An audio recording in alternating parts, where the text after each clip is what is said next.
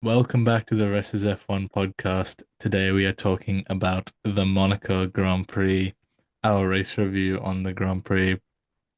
As usual, I've got Ham with me and I'm your host Shaq.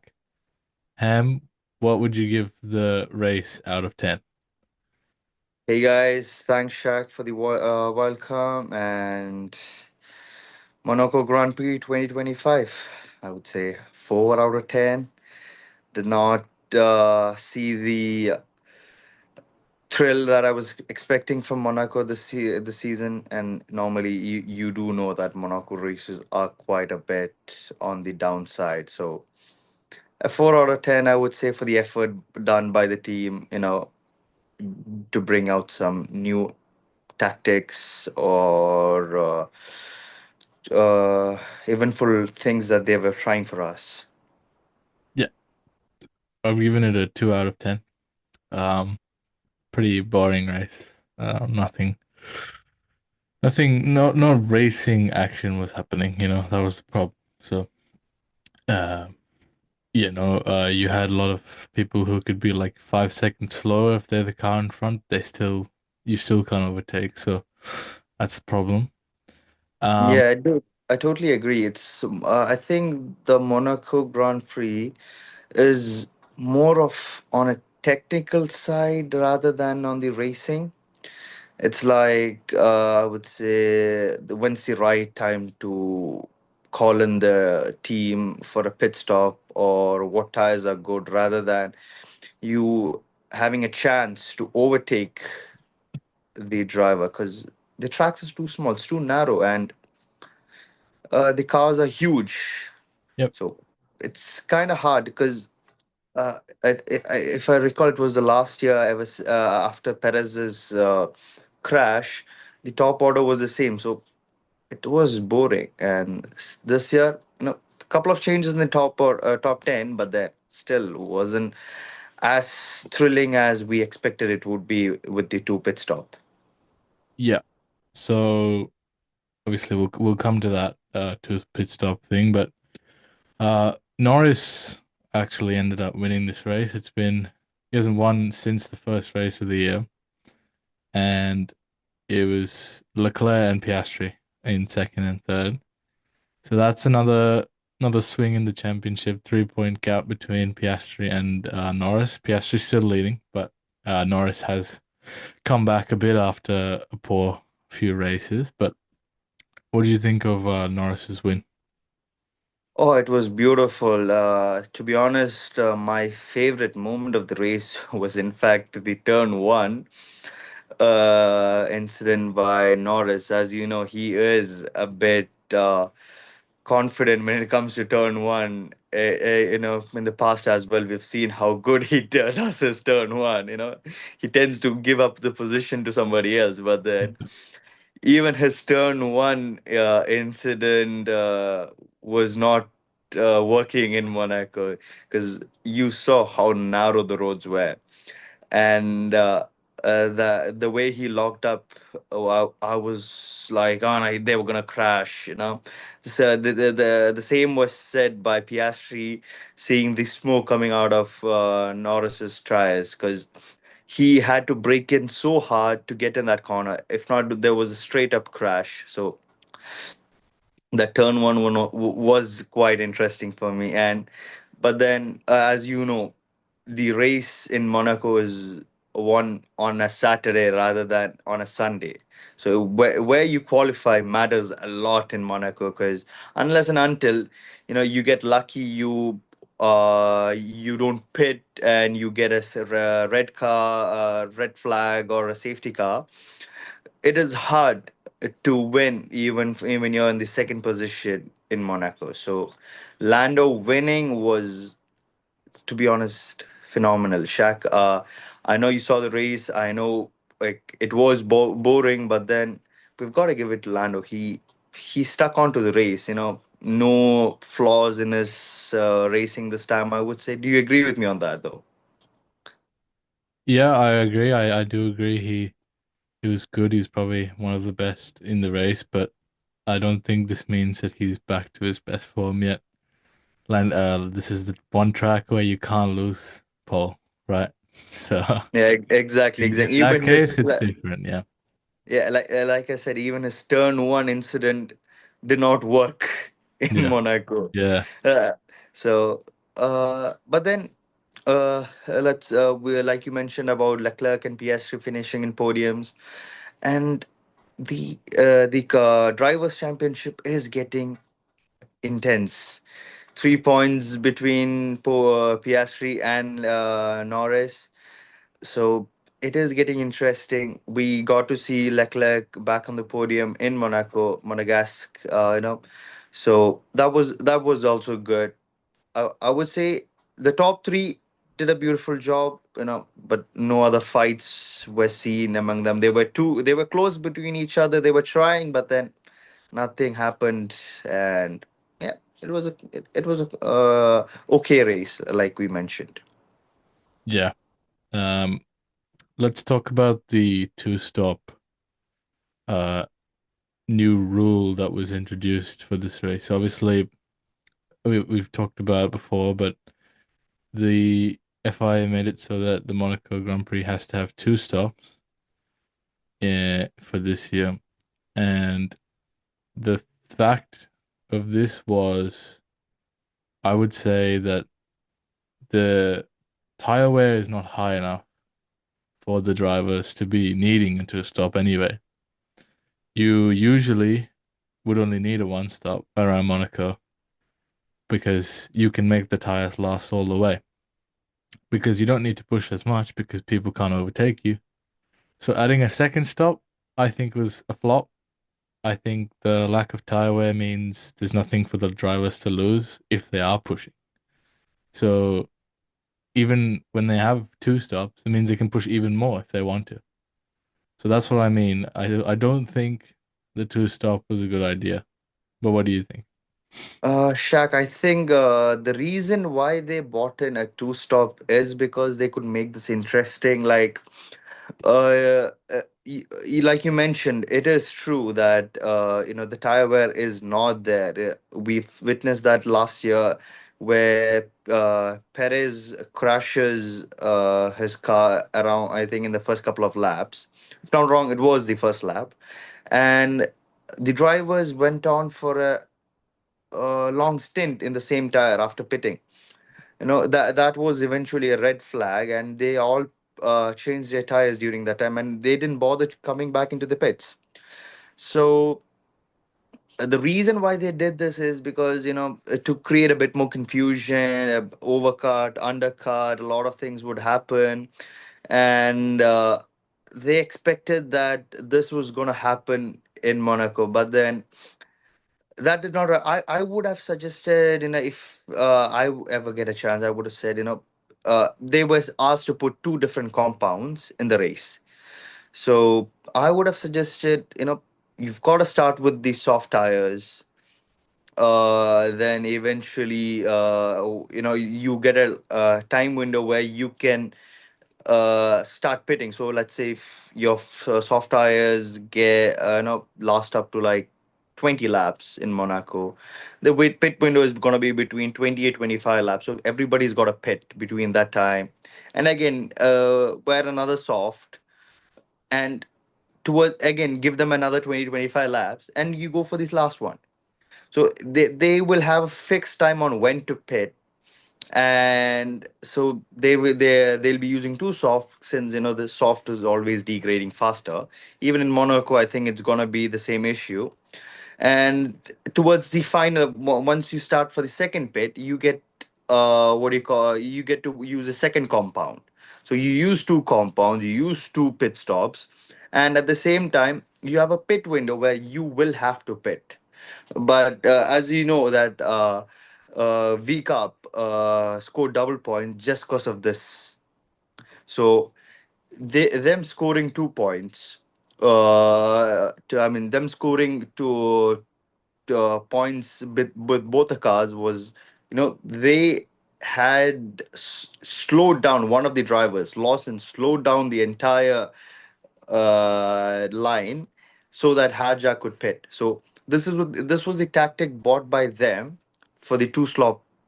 two stops. Yeah. So So that that was what kind I of was actually going to bring up is I think everybody did that. So even like Hamilton, Piastri, they all backed up a little bit. You could notice it because Piastri was quite far behind Leclerc from the start. Hamilton was also not that close to Verstappen. Sorry, Alonso and whoever else. Obviously he was starting further back, so he didn't need to worry as much about the gap. But I agree, yeah. The two stop did help VCARB with that, and they did well to do that. it did help Recub, and to an extent helped Williams get into the points, but then Alonso had a DNF. But then the team that was most affected, I would say, is Mercedes. What do you think? Yeah. So George Russell cut the corner, and he overtook Albon. I believe he got a penalty for that, right? Yeah, he's got a drive-through penalty. Yeah. And uh, Kimi Antonelli also overtook another car by cutting the No, chicane. he did overtake Alonso, but then he gave up the position back to Alonso there. Oh yeah, He gave yeah, back but the he but position. he Yeah. he cut the corner as well. Yeah, but then I think the Mercedes Russell one was not, but yeah, it was intentional. But Kimi was unintentionally. It was completely unintentional. He had to break in, and I think since Albon was going too slow, Kimi couldn't break in time because he was coming in fast. He couldn't break it in time. So I think that was unintentional. But Russell, he straight up said he doesn't mind taking up the penalty because Albon is just slowing up the whole track. Yep. Yeah, Which yeah. I would say, People away. yeah, I would say it was. I don't know. Both, see, Weekup did a beautiful thing, and so did Williams. They had two stops. In a way, they made some points. They had to do something get to finish in points. But then I think that was a bit of a nasty move they did because they just slowed up the whole race. See, it's a beautiful idea. You get your teams into the points, but then kind of it was boring to see. It was Yeah, intentional, and you could see how frustrated Russell was just so that he could just cut the chicane, go in, and he's like, I don't, it doesn't matter. I'm willing to take the penalty for this. yeah, yeah. So actually, one thing Albon was saying after the race was that he was a bit frustrated that the V carbs had been doing that. They had been slowing Lawson down to give Hadjar 100%, give Hadjar that sixth place that he was going to get. And so that was something that affected Albon and Sainz. They had to do the same thing. They had to match that. Otherwise, they would have been caught out by whoever was behind them, like Mercedes. And in the end, Russell ended up finishing behind both Williams, right? So I think in that thing, that's they sort of got forced into doing a strategy they didn't really want to do. Um, so yeah, and I need to say, all those incidents through the chicane. The one thing I have to say, they should definitely get rid of that chicane. It is like Right. the most pointless corner, and Exactly. Yeah. it caused a red flag in Q1 in quali, and Antonelli, he lost the rear wheel and he was stuck in the barrier, and some people who were actually faster ended up getting knocked out in Q1, and they didn't get to do the second lap. And it's just there's no overtaking spot in Monaco itself. And so that track is the widest possible spot to actually go for some, you know, actual overtaking move. I think if it was straight, you can see people play games and they can try and do something and they have to take a risk and, they have to go for it, or they have to hold back, or they have to defend, they have to attack, whatever. But the track is wide enough. I think that chicane should just go. I think that'll immediately just improve the Monaco racing. Yes. I would say that chicane is actually quite dangerous because right coming right out of okay, it does make sense. You're testing the drivers skills, how impressive they are, how fast they adapt to their environment and everything. But then that chicane is actually, it's been there for a very long time, but then we need an overtaking spot in Monaco, because if not, I think that either they give us an overtaking spot so that the drivers get a chance to fight. If okay, this has happened. If, the week up has done it. Williams have done this. If the other team is trying to slow down the whole pack, at least in one place, they would have a chance to overtake you know so the Williams, if they try to do that, or if V Cup tries to do that, they would lose that position, so they would hesitate a bit. So I think Mm. what you suggested is actually a really good idea. And speaking of overtakes, the only overtake, oh, so okay, there was one overtake tried by Bortoletto. He had overtaken Antonelli, He actually got it done, but yeah. he's actually got it done. But then Antonelli came back with that. And he got caught out, yeah. Yeah, and Bortoletto couldn't do anything. So Yeah. Antonelli went through the gap in on the Mm. inside, and Yeah. Bortoletto couldn't turn the car in time. Yep. So that was one, and we had another overtake by Stroll. So these were Through the the two chicane, yeah. overtakes through the chicane. These were the only two overtakes that we had, I would say. Yeah. If there was another one, I definitely can't remember it. Yeah, because it's very hard to see an overtake done in Monaco. Yeah, there's no track for that. That's why I was saying I think that chicane, yeah. Like it just has to go. I think there's no point in having it there. And then You get it's more like turns and bends, and you don't need a lot of. You've already got a lot of turns and bends, and the roads are actually very narrow.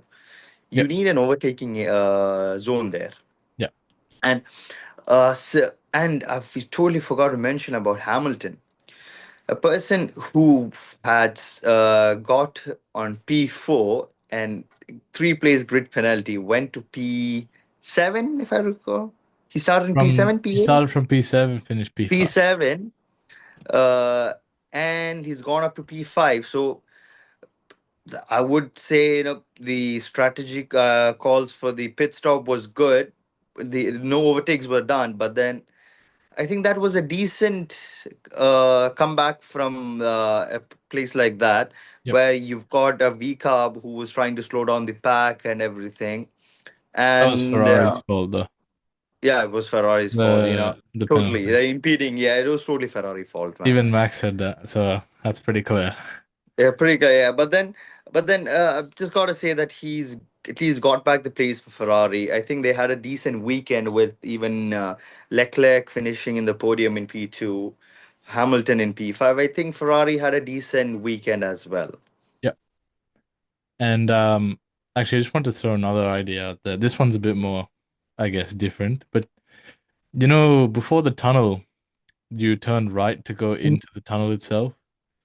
There's Yeah. actually a So instead of the double right, there's actually a roundabout just around the corner.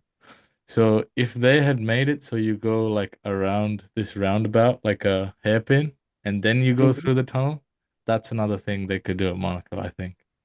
But I'll put up a map or something, but there is a roundabout just, in that sort of corner area. I yep. think if they make that the part of the track rather than But then just the that normal I right think hander. yeah, I think if they do that, that's gonna do a lot of with the structuring of the track, which is No, gonna they be just have to move the barrier. they They just just have to have move to the move barrier. the, they just have to unblock it. There's actually like a legal road that goes through there. Okay. Then I think Monaco. I think they could make it more interesting Yeah. there I think do that. You get rid of the and remove the chicane, chicane. I think put some DRS back there where there used to be DRS there. in the Oh, tunnel. okay. I don't know if you remember that, but Yeah, yeah, it used to be faster than this. yeah, Yes. yeah, exactly. And so if they put DRS there, have that hairpin goes into a I straight, think they no removed the chicane. DRS because of the chicane that was coming up ahead. Yeah, yeah, that's probably why. But if they do all those changes, I think you could see a much better Monaco. Even though the rest of the track is so tight, you can't change how it goes. I think if you do these Exactly. things, I you can expect something better.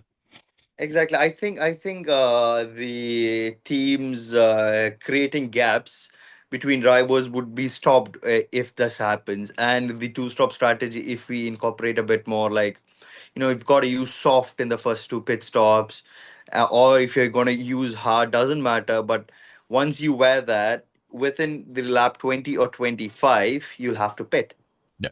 So I think the FIA has to give them, uh, what do you call it, like time span for each tires, Yeah. so that if they go for hards, they will have to pit by with A the tire certain being lap aged or as, yeah, something. certain like Yeah. 20 or 25. Yeah. If you start using hard after the first pit stop, by the 20th lap of that particular tire, or 25th, between 20 and 25, they'll have to change that tire. Yeah, I also So think those those in Imola, those tires were really soft. yep, yep. I think maybe they should have tried that here because the It is deck was actually there. low. It was there. It was Okay, there. so then you can see even with that, there was still too not No, enough. they changed it. They kept it changing. So Oh, so the they people who were changed. on soft, did a couple of laps and they came in. So the people who did that were among the teams that created gaps between But drivers. did they use the C6 in this race? Yes, they did. Hadjar Okay, actually used it. Hadjar used okay. it for like a lap or two, and he came back and changed it again. Oh, right. So Okay. we didn't see the full potential of the tire. We didn't know how long it was going to last. Yeah, maybe they should put some rules in just for this race. I think they could do something like that. Yeah, Yeah, but yeah, exactly. yeah. Like, I mean, half of this episode has been talking about how we can change the Monaco Yeah. Grand Prix. Not there was nothing to talk about, was there? Like, Exactly. um, Yeah. yeah, It was a pretty straightforward race. play and We then you're done, expected right? a red flag. Expected safety cars. We had virtual safety. That's it. We had nothing. We And had both the nothing to work with. DNF, Gasly had gone straight into the pits, Yeah, and Alonso had stopped in a safe spot. So I think it was a pretty clean race. We expected rookies to crash. They did not. yeah, yeah. We didn't have a single. I don't think we had a single rookie go out of this race. Everyone finished. Yep, exactly. Yeah. Yeah. So yeah, The most experienced one had a DNF, and yeah, the most slightly experienced more rookie. experienced. The most experienced rookie was the Yeah, one who DNF. yeah, yeah. Yeah. So yeah, like it's good that I don't think they should get rid of this track on the calendar. That's not. I don't think that's the way to go. But I think there needs to be a change to the track itself. Otherwise, you're gonna see problems. Just the same problem every year. Cars too big, can't overtake. Hopefully, maybe next year because the cars are gonna be a bit smaller. It'll be a bit closer. But we can only hope and we can only see next year what they'll bring, right? Yeah, totally. Yeah. So I think that sums up everything for this race. Not much to talk about. Another round done. That's 8 races into 2025. Feeling good, I think. I think, we got the McLaren dominance, but we've got a good, hopefully, title battle coming our way. Oscar versus Lando. But yeah, that's pretty much all there is for Monaco. We'll be releasing our Spanish GP prediction soon, so stay tuned for that. But apart from that, for now, that's all from us, and we'll catch you guys in the next video. Bye bye. Bye, guys, and do share, like, and subscribe.